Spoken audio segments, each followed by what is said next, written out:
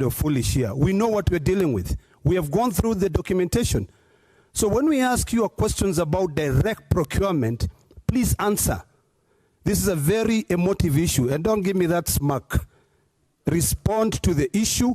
We've got so many other issues where you are directly involved. And then now the icing on the cake, you end up firing an individual because of that contract. Number two, you disregard that there are institutions here in this country which has been set up to be able to follow every single step that you make. Mr. Board Chairman, can you tell us also about the 15 million which a company that had won that contract had paid and was later reimbursed that money? I'm finished. And we have the evidence. You know, it sounds good or even convincing when you make a statement like that.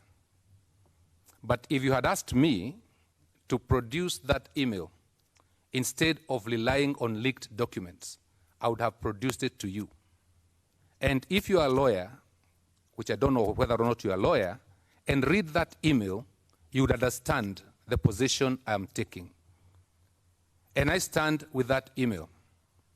You can read it to try to twist the contents of it, but you'll be wasting everybody's time. If you had asked me for it, like I said, instead of waiting for it to be leaked to you, I would have given it to you because I have it. And I wrote it with my eyes open. What you need to understand, or what the country needs to understand, is that we are building a warehouse. And we gave a contract, or we floated a tender for the racking of that warehouse. And that it was an international tender. And that many tenderers came out and tendered for that works. And the board had, at a meeting, passed a budget for it. We had a budget for it for 1.1 billion shillings. That's what you need to understand.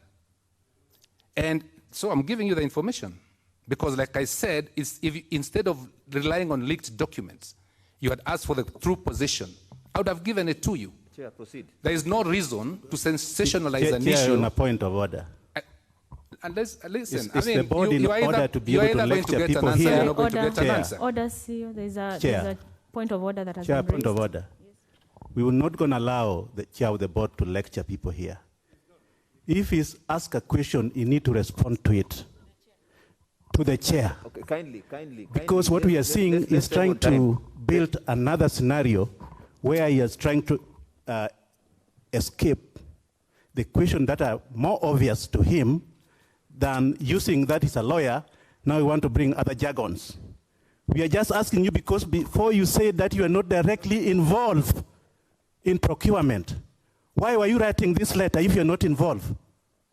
If only you allow me to answer that question, kindly, you get the answer if you don't interrupt me. Because you must understand, like I said, that this was a tender that was opened and a company won the tender.